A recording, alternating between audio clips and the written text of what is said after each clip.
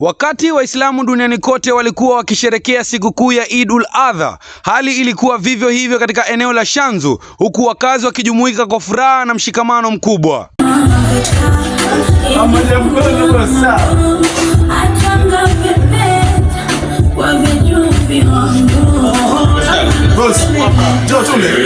Mwaniaji wa kiti cha MCA wa Shanzu Omar Bezimba alihakikisha kuwa wakazi wa eneo ya Kalimaupepo na Serena hawakukosa nyama katika kipindi hiki cha sherehe.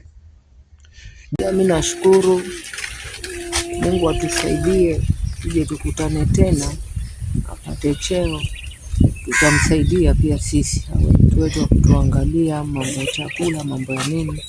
Jumla ya ng'ombe wawili pamoja na mbuzi 12 walichinjwa na nyama kugawiwa kwa baadhi ya wakazi wa Shanzu ili kuongeza furaha ya maadhimisho hayo. Salamu alaikum. Imani so kanzu. Ama vipi? Imani so kanzu, imani mmoyo.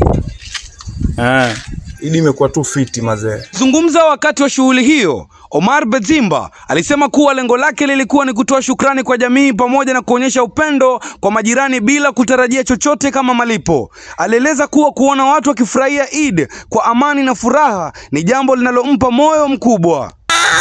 Angalia mkono.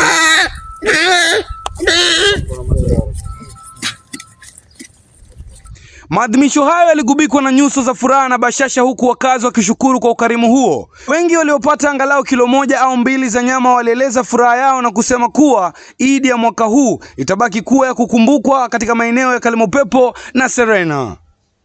Nikiripotia Shanzu TV, jina langu ni Davis John Kahinde. Baba, nikipofu na nikizi vyote vilivyo navyo.